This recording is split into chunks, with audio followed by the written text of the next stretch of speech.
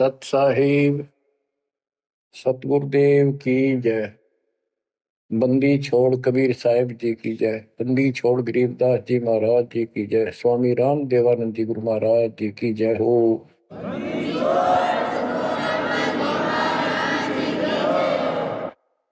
सर्व संतों की जय, सर्व भक्तों की जय, धर्मी पुरुषों की जय।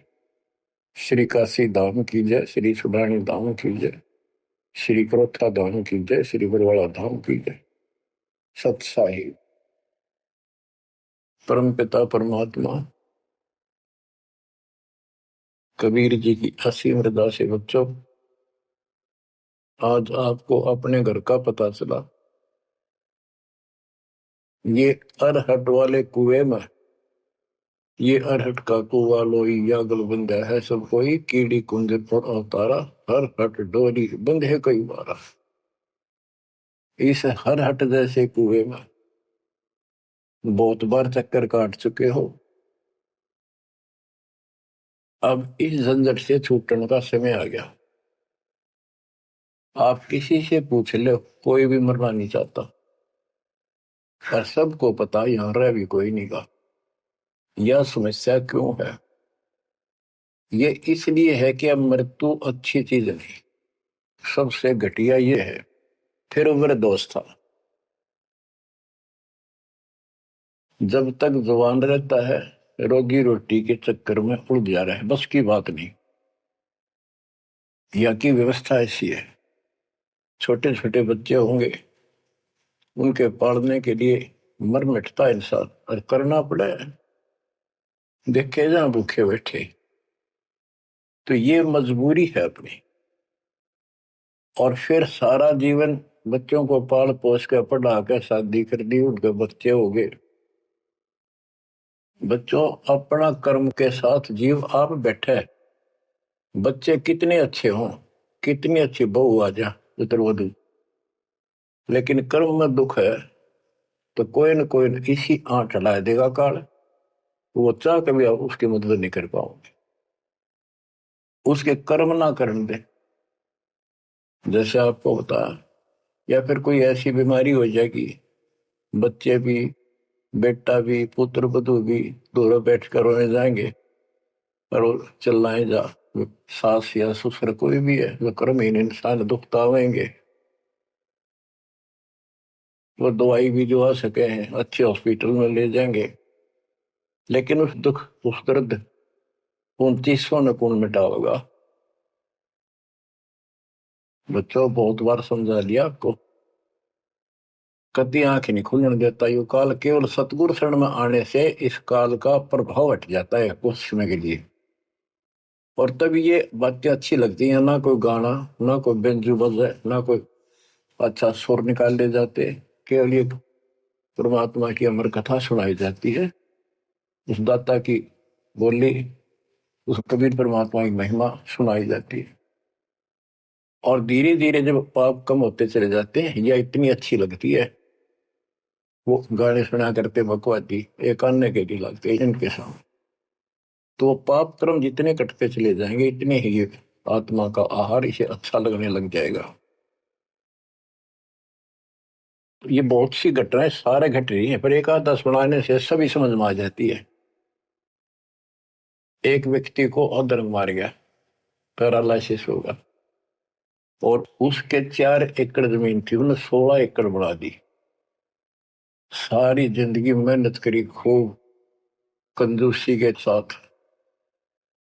भगवान को जाने कौन था, कोई सुनता ही नहीं भगवान के बारे में। था उसको 4 लड़के हो गए, चारों की शादी कर दी, चारों अलग अलग हो गए, उसको पैरालिसिस हो गया।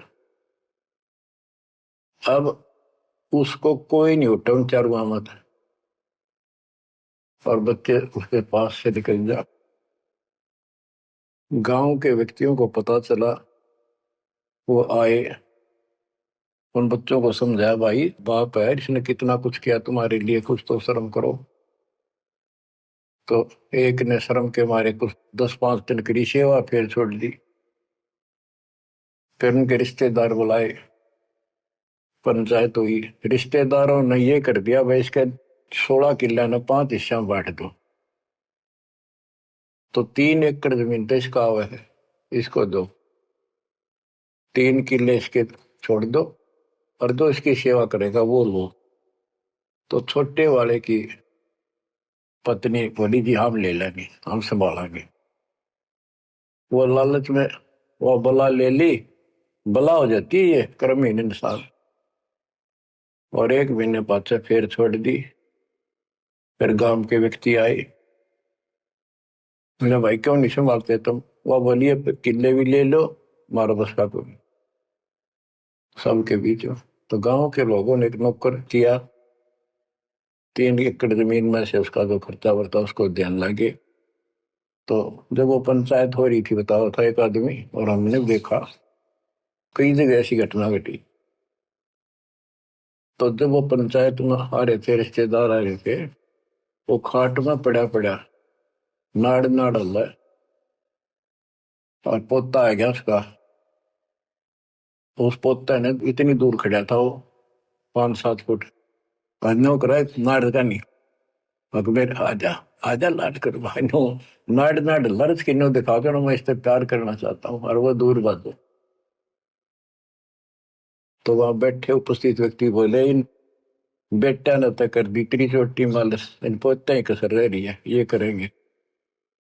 तो यहाँ अध्यात्म ज्ञान आता है। जो काम करण का था कर्म इन वो तो करया कोई नहीं, जिसका दुख भी टला हो, बेटा बेटी पुत्र वो दूर सब न अच्छा लगा हो। तो बच्चों यू काम करण का है, यह सबके साथ बढ़ जाएगी जाए, भगवान की शरण में नहीं रहता। 3 बातों को देखकर दास को और अधिक दृढ़ता लगी, भगवान के प्रति तड़पने लग गया कि सचमुच तो पहले देखा है सब बता, और भी सामान्य बातें देखी ना, बीमार हो तो भी माता पिता बैठे बैठे देखे जा, और वस्तु के लिए पुकारे जा, कोई सुनने तैयार नहीं था। कबीर साहब कहते बूढ़ा होकर पड़े खाट में, सुने बचन खारे, कड़वी बात सुना करेगा, और कुत्ते था उनका भी सुख को नहीं, ये छाती फूकड़ आ रही। पुत्र वधु कह के गई बूढ़ा बुढ़िया ने के ध्यान रखियो को कुत्ता बिल्ली ना बढ़ जाए अंदर। अब वो ध्यान रखे तुम्हें दिखे कुछ ना दिखे, और दोस्त आंख लागी, कुत्ता बढ़कर उसकी लस्सी दूसरी गिरा गया। वह पानी लेकर आई तो उन्होंने कहा तारा इतना भी सुख कौन, तो कुत्ते ने रोक दो, छाती फूक दी तुमने मेरी। तो परमात्मा कह रहे फिर ये एक वचन सुनोगे तुम, ये कथा सुनने को मिलेगी अमर कथा तुम्हारे को। जो काम करने का वो कर लो, भक्ति करो, और फिर देख घर में भी सुख, शरीर में भी सुख, और सारे बच्चे भी भक्ति मार्ग पर लग जाएंगे। बच्चे सत्संग में जाएंगे, उनके मन दया पैदा होगी, भगवान का डर होगा, उनको अपने कर्तव्य का ज्ञान होगा कि माता पिता की भी सेवा करनी चाहिए, इन में पाला पोसा है, दया बनती है अंदर इस ज्ञान से। तो बच्चों इस भक्ति इस सत्संग के बिना इंसान ऐसे जड़े डोका मर जाता है, और जब तक ये ज्ञान नहीं होता वो काम हमने सबसे उत्तम और बस इतना ही ठीक, वो अच्छा लग रहा था। तो यहाँ कबीर साहब कहते सतगुरु के उपदेश का सुनिया एक विचार, जय सतगुरु मिलते नहीं फिर जाते यम द्वार। वो दुख और आगे देखो, मृत्यु के बाद यम के दूत घसीट के ले जाएंगे धर्मराय के उस न्यायाधीश के दरबार में, फिर उनका फैसला होगा इसको नरक में डालो, इतने वर्ष, इतने दिन, इतनी घड़ी कैलकुलेटेड होते होंगे। यम के दूत उनको लेकर चलते तोड़ के तोड़ने, क्यों 1 लाख का हिसाब हो डेली, दे लट्ठा दे लट्ठा, वो नरक से वापस भाजे, उनका लठ मारे भाले ठोकर जबरदस्ती लात मार के ठोकर मार के नरक में गिरे। कहते नरक द्वार में दूत सफर करते क्या चातान, उन तक वो ना छूटता करता चारों खानी। नरक भोग का फिर 4 खानी में भरमता, कुत्ते गधे शोर बनता, और कभी ना लगता पार, सो फेरा सब मिट गया मेरे सतगुरु के उपकार। बच्चों समझ लो इन बातों को और देखो मालिक की दया। ये बातें कदे हमने दादे परदादा पर भी ना सुनी, माता पिता से नहीं सुनी। उसकी दया हुई दाता की, और आज ये अच्छी लगे और बात एक भी अच्छी नहीं लगती। वो तो बेतुकी बातें हैं, थोड़ी देर बातें करनी पड़ती है इधर उधर की, 2 मिनट बाद में सोचा ही जा तो जा अपना परमात्मा ने याद करे। तो यह लगन अलग से लगेगी, इस सत्संग से लगेगी, और भक्ति सुमन दान करोगे या सेवा, ये सारे मिलकर आपको निर्मल करेंगे। आपको हर तरह से शक्ति आत्मा को मिलेगी। भोजन खाते हैं तो उसमें सभी प्रोटीन सब प्रकार के खाने होते हैं, तभी स्वस्थ शरीर रहता है। इस प्रकार हमने सेवा भी जिसी बने, सुमन भी, दान भी, ये करना पड़ेगा। और मर्यादा का निर्वाह परहेज भी रखने पड़ेंगे, तभी आत्मा स्वस्थ होगी, मोक्ष प्राप्ति योग्य होगी। बच्चों धन है आपके माता पिता जिनसे जन्म हुआ। आपकी किस्मत को अगर व्याख्यान करने लगो, आपकी किस्मत का वर्णन करो, कोई शब्द नहीं दास के पास। इतनी अच्छी किस्मत लेकर जन्मे हो तुम। आपका मनुष्य जीवन इस समय, मनुष्य जीवन के बाद फिर आपको शरण मिल गई। गजब अजब बात यह है कि आपको शरण मिल गई। आप देखो नाम लेने तो पहले आप किस स्थिति में थे, क्या करा करते, सारा दिन कोहरे डले डोला करते, और मजदूर काल के मजदूर थे, बस पेट के मजदूर, बाचे बाचे अंडा थे। कोई भी अच्छा काम चाह कर भी नहीं कर पावा थे। आत्मा भी अच्छी थी, था आपकी नर्म भी थे, दया थी, भाव था, सारा था, भगवान की चाह भी थी, पर ऊपरली सी थी, काम चलाऊ सा था। और नाम लेने से पहले जब आपने स्टार्ट किया इस मार्ग को, देख मन कितनी बगावत करे था। ये कैसे हो सकता है, ऐसे कैसे हो सकता है, हमने तो ये पूजा की, हमने ये देखा, ये सुना। तो काल ने परमात्मा से पहले कहा था कि तुम्हारा जो हंस जाओगा ज्ञान बताने के लिए, उससे पहले कहते देवी देव धाम पदुआओ, तीर्थ व्रत और ये झूठे जब तब मन लाओ। इस तरह की सारी शास्त्र साधना से इनको इतना मूर्ख बना दूंगा कि कोई भी उसके ज्ञान को सुनेगा नहीं। जाओ योग जीत संसारा, जीव न माने कहा तुम्हारा, जीव तुम्हारा कहा न माने, हमारी ओर हो बात बखाने। हमारी ओर होकर बात विवाद करेंगे तुम्हारे साथ। बच्चों इन बातों को याद रखो। इस जीवन की सफलता है कि इसमें परमात्मा प्राप्ति हो। आप इसके निकट आ चुके हो। आपने जो भक्ति स्टार्ट करी, आपकी यही दशा थी। कति मन मान कर राजी नहीं था, और उस दाता देखो अपने बच्चों को कैसे कैसे कैसे कोई न कोई भेज के अपना बहन भाई रह रह कर कथा सुनाई। कभी अच्छी लगी, कभी जान लगी, धीरे धीरे पाप कटते गए, सुनते चले गए। कहते सो सब सिदर मैं करूं अपने जन के काज, हरने से पूजो मार दो नरसिंह दर के साज। इब्राहिम सुल्तान के साथ कितने खाड़े कर दिए, कितना पीछे पड़ गया जाता अपने बच्चे को नरक से निकालने के लिए। यही दशा अपनी थी। उस दाता ने कोई न कोई कारण बना के अपने को राह दिखाया है। हरे बच्चों समझो इस मार्ग को, क्योंकि ये कथा जो सारी सुनाई जाती है, ये आत्मा को सहारा देती है। ये आत्मा बहुत सतर्क हो जाती है, इन पर सब पर विचार करती है, तब इस मन को साइड कर देती है कि बस बहुत हो लिया। आप देखो क्या हाल है, कल न पशु बन जाओगे, और पहले पेरा ने कितनी बार बन लिए। तो परमात्मा आपको बहुत लंबे समय से तैयार करते करते करते करते आ रहे, और आप भी लगे रहे। जैसे भी जितना दाव लगा जिस जन्म में आप कर गए, फिर काल का प्रभाव ज्यादा था, नहीं पार बसाई छूट गया मार्ग। जो गुरुद्रोही हो जाते हैं ना, वो सदा के लिए खत्म हो जाते हैं। वो तो अरबों खरबों वर्षों तक धक्के खाओगे। आप विमुख होते रहे, जैसे राबिया विमुख हुई।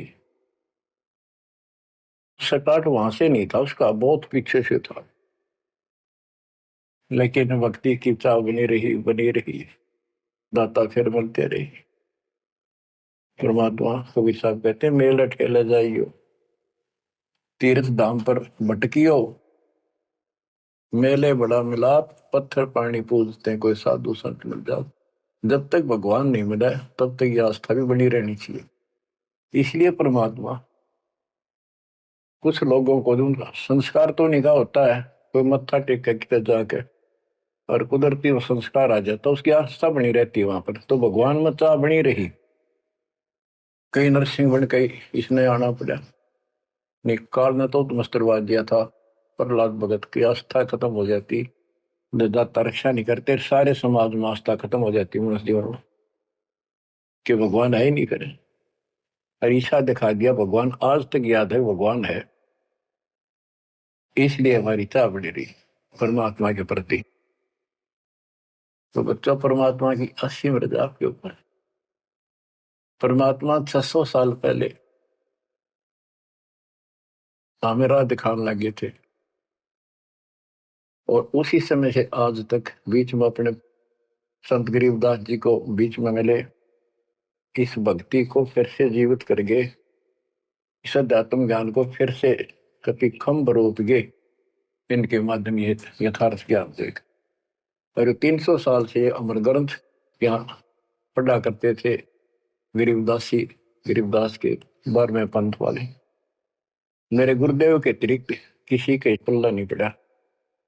उन्होंने दास को दिया ये खजाना, उसके बाद गहनता से इसका अध्ययन किया, आशीर्वाद उनका रहा। आज ये खजाना खोल दिया, गुरुदेव का आशीर्वाद, कबीर साहब का वचन, 5505 कलयुग बीत चुका, तो ये खेल तो होना ही था। और या गंगा आएगी, मोक्ष करने वाली असली गंगा ये है सत्संग। इसमें जो स्नान करेंगे, सत्संग सुनेंगे, मोक्ष तो इन आत्माओं का होगा। अब्राहिम सुल्तान को कैसे निकाला, उसके कोरडे तक खाए मालिक ने अपने बच्चे के, बता के लागत था, क्या नाता था उससे। अब यहां विचार कर लो, उसका हमारे से क्या नाता है, कितना गहन नाता है। वो हमारा पिता है, वही हमारी माँ है। उस परमात्मा में हमारे प्रति माँ और पिता दोनों का मोह है, कितना जबरदस्त हो सकता है वो देखो। तुम अपनी गलती से फंस गए, पर वो बैठा उस पर भी नहीं जाता खाली, कि कुछ तो निकालो काल के जाल से। आप आंख खोलो, इस मार्ग को दृढ़ता से ग्रहण करो, बच्चों वाली बातें छोड़ दो। सारा संसार एक तरफ हो जाए, आपने एक तरफ होना पड़ेगा। जैसे मीराबाई को कहा उसकी मां ने, सत्संग में जाना मेरा छोड़ दे, आए मारी लोग कर तकरार, सत्संग में जाना मेरा छोड़ दे, सत्संग में जाना मेरा ना छूटे, सत्संग में जाना मेरा ना छूटे, तारी चाहे दल कमरो संसार, सत्संग में जाना मेरा ना छूटे। इस दशा में, इस स्थिति में आपको आना पड़ेगा। ये संसार साथ नहीं जाएगा, ये संसारिक व्यवहार आपका कति काम नहीं आऊगा। ठीक है, बेशर्म होना भी नहीं, जितना हम समाज में सहयोग कर सकते उस तरफ में रहना पड़ेगा। प्यार दें सबको, नमस्कार करें, बड़े छोटे की कदर करें, अच्छा व्यवहार करें, हेल्प करें, लेकिन जहां अपने भक्ति में बाधा हो उस पर नमस्कार करें, हाथ जोड़ लें दूर से। बच्चों, गरीबदास जी ने बताया है, गोरख से ज्ञानी गणे और सुखदेव दती जिहान, सीता सी गो भारिया संत दूर स्थान। पुण्यात्मा, आपको अध्यात्म सिलेबस, ये अध्यात्म का पाठ्यक्रम पढ़ाया जा रहा है, दास टीचर है, और इसको बार बार रटवाऊंगा, बार बार समझाऊंगा, क्योंकि टीचर सारा साल उस सिलेबस को रह रह कर रिपीट करवाया करे, तब बच्चों के आत्मा में, उसके मन में, बुद्धि में वो सेट होता है। तो बच्चों, आपको ये सिलेबस दास बार बार रिपीट कराएगा और ध्यान से उत्सुकता से सुनते रहना। परमात्मा के ज्ञान को, सत्संग को सुनो, जब कति एकाग्र चित्त से सुनो।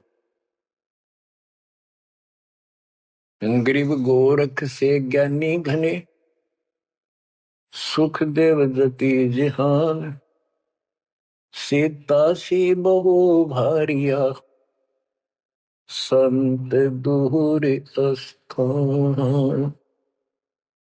अब आपको अमर ग्रंथ की अमर वाणी का कुछ अंश सुनाऊंगा।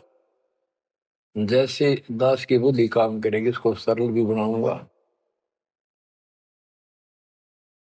गरीब यज्ञ जब पांडो राजा, नो ना तो नहीं ना दुबाजा, 84 सिद्ध रिद्ध सब मोहे, पूर्ण ब्रह्म ध्यान नहीं जो है।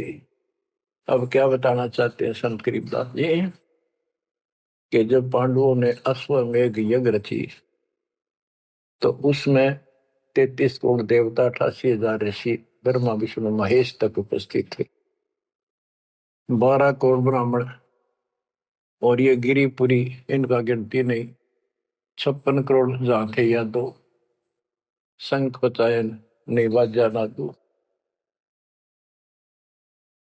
तो कहने का भाव ये है कि गोरख से ज्ञानी गणे, सुखदेव जति जिहान, प्रसंग ये है। और सीता सी बहु बारिया संत दूर स्थान। पांडवों ने अश्वमेघ यज्ञ क्यों की थी? श्री कृष्ण जी जो उनके गुरु थे, त्रिलोकीनाथ विष्णु अवतार, उन्होंने बताया था कि तुमने, क्योंकि युधिष्ठिर जी को भयंकर स्वप्न आने लगे, बेचैनी होगी, भूख गई, रात की नींद गई, वैद्यों से इलाज करा लिया, कोई आराम नहीं हुआ।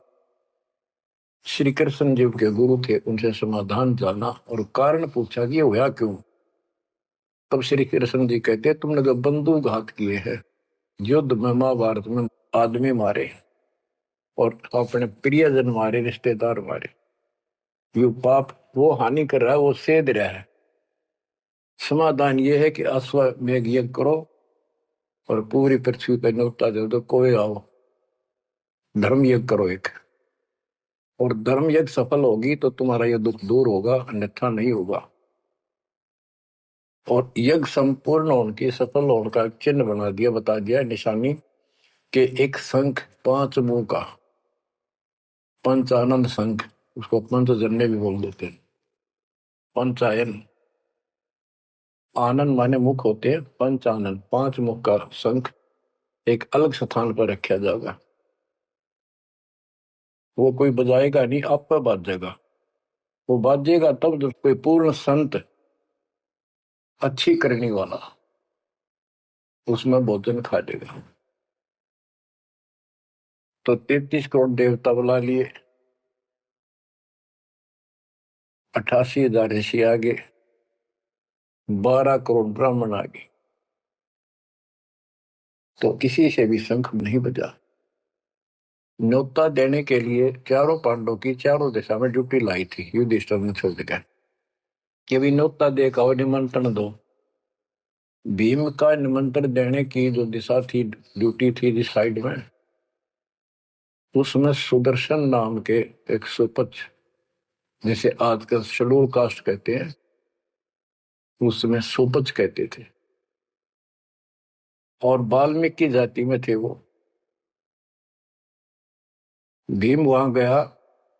भीम ने उनको निमंत्रण दिया कि भगत जी हमारे वहां आइयो, और मैं युधिष्ठिर राजा का भाई भीम हूं, और ऐसे ऐसे हमने एक अश्वमेध यज्ञ रची है, आप आमंत्रित हैं। तब सुदर्शन जी ने कहा, सुपच ने, कि भीम तुमने तो इतना पाप कर रखा, कसाई भी फीका पड़ जाए। तुमने ऐसा जुल्म कर दिया, वो बहन आज तक रो रही है जो विधवा होगी सैनिकों की, उनके बच्चे टक्कर मार रहे हैं, माँ से पूछ रहे हैं पिताजी कब आएंगे छुट्टी। उनकी माँ एकांत में ज्यादा रो रही है, तुम बैठ के ठाठ कर रहे हो और तुम मौज कर रहे हो, तुम तो नरक में डाले जाओगे। मुझे बुलाना है, जो अश्वमेघ तुम करने जा रहे हो, ऐसी अश्वमेघ 100 का फल मुझे संकल्प करो, 100, तब मैं तुम्हारे जाके रोटी खाऊं, मैं कौन पड़े से नरक में। अब अहंकार था भीम को कि हमारी यज्ञ तो सफल होनी है, क्योंकि श्री कृष्ण जी रहे साथ। तो उस भगत को कहा कि तेने आना होता जी, निफालतू ना बोले, कि तेरे बिना वह काम अड़ा है, हमारे कोई आंट नहीं लगती। तो सुदर्शन जी चुप हो गए, साकेत और सवान को उल्ट जवाब ना दे। जब उनका कति संपूर्ण नहीं हुआ, वो काम नहीं बना, 33 करोड़ या दो सारे आ लिए, सबने भोजन खा लिया। शंख नहीं बजा, जब एक दूसरे के मुंह को देखा है, वो उपस्थित ऋषि संत देवता ये बतला रहे हैं कि इनके पाप गणे कर लिए इनने। हाँ, शंख बजेगा कहां से, अपने ऊपर ना लेते। अब जैसे ये माया के अंग का प्रसंग है, वाणी वो चल रही है कि इस देवी ने, इस माया ने काल के दबाव में यह सबको भ्रमित कर रखा है, सत साधना करने नहीं देती, शास्त्र साधना में डरे डुबावे। कर तो काट रहा है, लेकिन यह उसके दबाव में आ गई, या क्या करे, फंस गई, इसके साथ आकर निकम्मे गए। तो बच्चों, तब युधिष्ठिर बोला, महाराज हमारे पाप गिने हैं भगवान, ये तो कभी नहीं बच जाए। तो मन पता है क्या हाल हो रहा है, वो मेरे स्वप्न में भी दिखाई देते, वो बच्चे रोते हुए, उनकी विधवा रोती हुई टक्कर मार रही है। कृष्ण जी बोला, भाई इस शंख न बजाने वाला आया को नहीं। भीम को बुलाया कि बताओ इस साइड में किसकी ड्यूटी थी निमंत्रण देने की, कि भीम की थी। भीम से पूछा कि तुम ऐसे ऐसे एक सुदर्शन नाम का संत है, उसको न्योता नहीं दिया। वो बोला, जी निमंत्रण दिया था, पर वो तो कुबोल आदमी है, ये बातें बोली है कि तुम पापी हो, अपराधी हो, वो तो गलत बोला। कृष्ण जी बोले, आपने क्या कहा। भीम बोला, मैंने कह दिया तो नाना होता जी, आपने ना तो मत आइए। श्री कृष्ण जी बोले, सारा काम खराब कर दिया, साधु संतों से ऐसे नहीं बोलना चाहिए, वो जो कहते हैं उसमें कोई दम हो बात में। तुम तो सारा काम बिगाड़ दिया, अब बता क्या करेगा, इतना पैसा लग गया, बात वही की वही। ओडे मुंह हो गया भीम का, कहते माँ चिरा था, तक के दिफा था। श्री कृष्ण जी बोले, बैठ साले, रथ तैयार करो। उस दौरान जब यह घटना घटी, उसमें परमात्मा करुणा में नाम से प्रकट थे कबीर साहब, और सुदर्शन उस करुणा में परमात्मा के बच्चे थे, शिष्य थे। सुदर्शन जी ने अपने गुरुदेव को जाके बताया कि महाराज ऐसे ऐसे वो भीम आया था, और मैंने उसको बोल दिया भाई ऐसे ऐसे कर। परमात्मा बोले, बा वो यज्ञ तो उनकी पूरी हो को ना, उन तो वो सारे माया के पुजारी बैठे हैं, वह फिर आओगे। तू खिसक जाए यहाँ पे। सुदर्शन जी तो निकाल दिए, परमात्मा सुदर्शन रूप बनाकर बैठ गए। पांचों पांडव छठे कृष्ण जी गए, 1 योजन 12 किलोमीटर दूर रथ से उतर लिए और पैदल चल पड़े। जाके श्री कृष्ण जी ने दंडवत प्रणाम किया तो पांडव तापा मरे पड़े थे, पांचवा ने उन्होंने किया। तब सुदर्शन जी बोले, अब सुदर्शन जी कहूंगा मैं, क्योंकि ये फिल्म है, फिल्म में जो रोल जो करता है वही बोला जाता है। सुदर्शन जी ने कहा, आओ त्रिलोकीनाथ, कैसे आना हो गया। श्री कृष्ण जी बोले, हे सृजनहार, हे सारी सृष्टि के रचनहार, आप जानी जान हो, ये पांडव है और ऐसे ऐसे अश्वमेघ यज्ञ की है, वो आपके बिना संपूर्ण नहीं हो सकती। आप दया करो और भीम की गलती को माफ करो। सुदर्शन जी बोले, भाई मैंने जो शर्त रखी थी वह पूरी कर दो। भीम ने पूछ लो क्या शर्त थी मेरी, वो जी पता है हमारे को। तो श्री कृष्ण जी ने कहा कि संत मरण को ऊंचा लियो, तज माया अभिमान, जो जो कदम आगे रखे, सो सो यज्ञ समान। ये देख लो, किसी में इतना भी अहंकार नहीं है। आज ये कति टूटे पड़े हैं, सारा खर्च हो लिया पैसा, बात वहीं खड़ी है। और वहां से लेकर यहाँ तक हम आए हैं, जितने हमारे कदम बढ़ते हैं वो सौ सौ यज्ञ समान, वो एक कदम एक यज्ञ के समान है। अपनी सौ रख लो, बाकी हमारी जोड़ी में डाल दो, हमारा भी कल्याण हो। यानी आदिन्य का भाव संत के सामने होना चाहिए। संत के साथ भगवान होता है, भगवान को अहंकार कभी पसंद नहीं। तब साधु भूखा भाव का, धन का भूखा ना, ना किसी में माँ का भूखा। उससे पहले जब पहली बार यू भीम गया था तो निमंत्रण देने, एक तालाब में नहा आया था और उसमें खूब गोते मर मर नहाया, पैर भी नहीं टिके थे। सुदर्शन जी बोले कि भीम, यह मेरी माला तार के दिए खुट्टी पर था। भीम चला, खुट्टी पर हुआ माला सुमरनी तारम लग गया। उस पर उतरी नहीं, टस से मस नहीं हुई, पसीने आ गए। जब सुदर्शन जी बोले, भीम उधर बड़ी डींग मारा था कि युद्ध नहीं जीता जाता, एक का मारू था 10 मरे थे। अरे माला ना उठी तेरे थे, छोड़ के आ गया, दूर खड़ा हो गया। और कोई दिखाना भी जरूरी था कि कुछ है इसके पल्ले, ना तो उनके मन में फिर दूसरा देता। ऐसे हाथ किया परमात्मा ने, वाला अपने आप उठ के उनके हाथ में आ गई। धर्मदास यहाँ घना अंधेरा, बिन परचा जीव जम का चेहरा। अगर थोड़ा बहुत ना दिखाऊं अपनी शक्ति तो काल का बंधेरा मेरी तरफ आवे को नहीं। उस दिन तो बड़ी बात बोल रहा था भीम, और सुन ले, तेरे जैसे पहलवान बहुत होगा जाएंगे। जिसमें तू उस दिन स्नान करके आया था ना, वह खोपड़ी थी उस कुंभकर्ण की। खोपड़ी, ये सर का ऊपर ऊपर का कटोरा, जिसमें तेरे पाँव भी न टेके, ऐसे ऐसे होकर जानिए बकवादी। भक्ति बिना बात नहीं बने बच्चों। तो जब परमात्मा यानी सुदर्शन जी रथ में बैठकर उनके साथ वहां पहुंचे,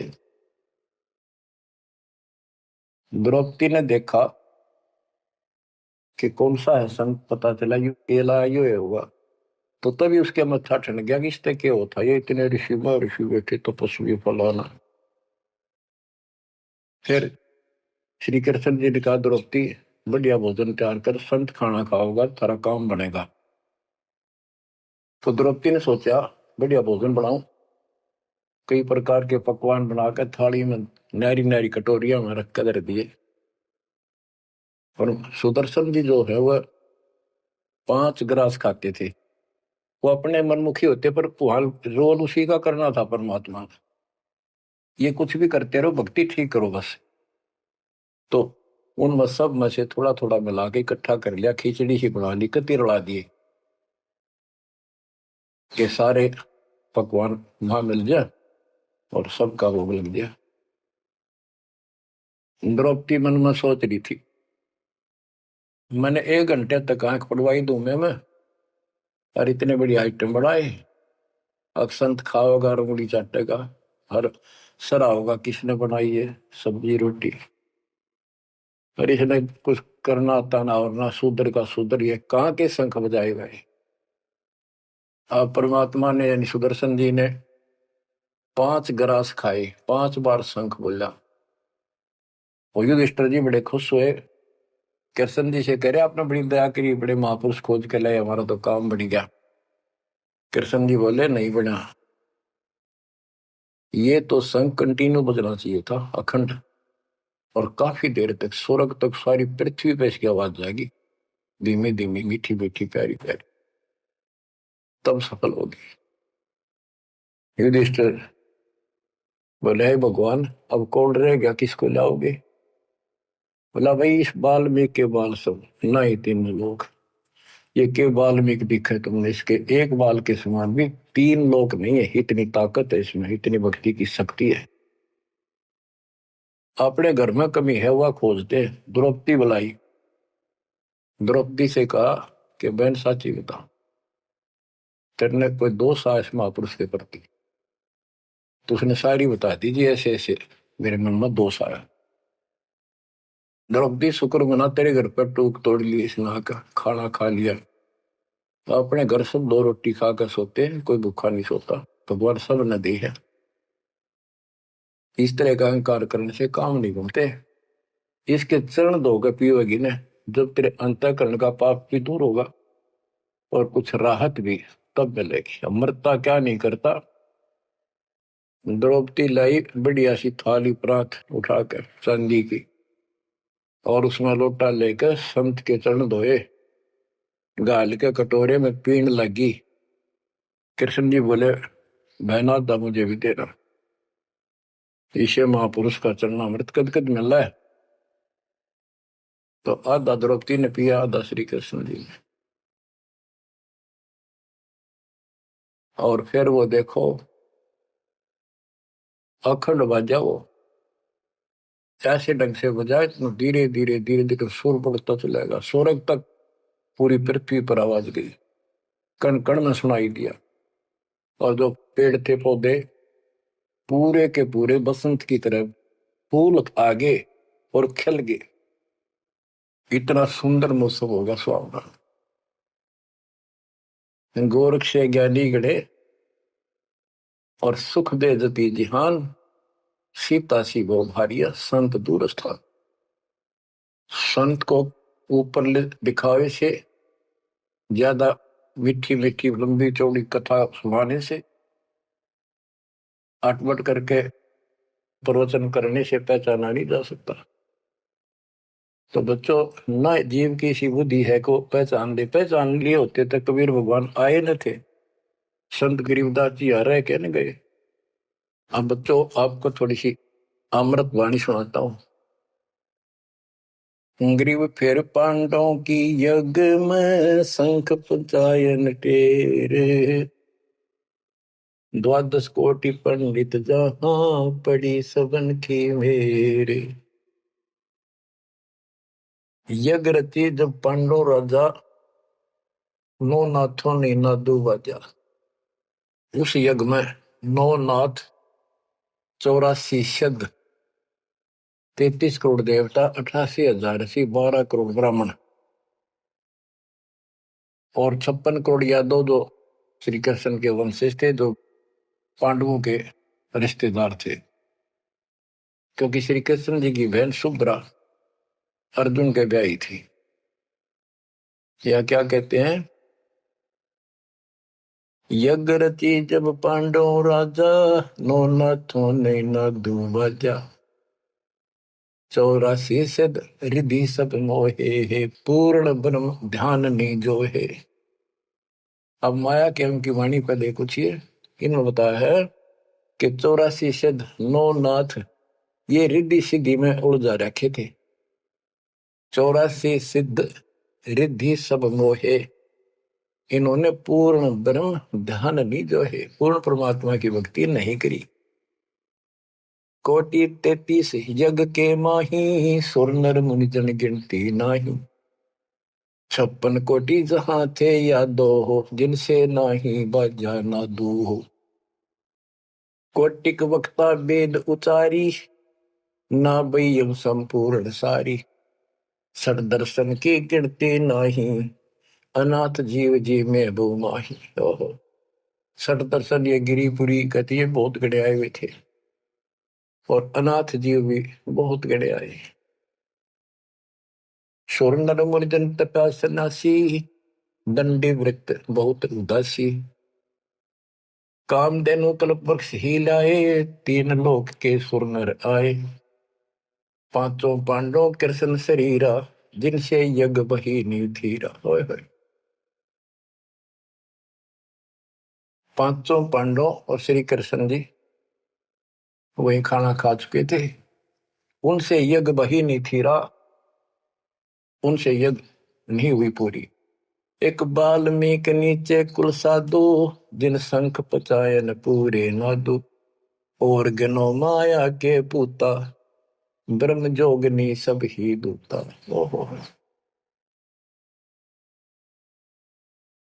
कहते हैं एक बाल्मीक नीचे कुल साधु, जिन शंख पचायन पूरे नादु।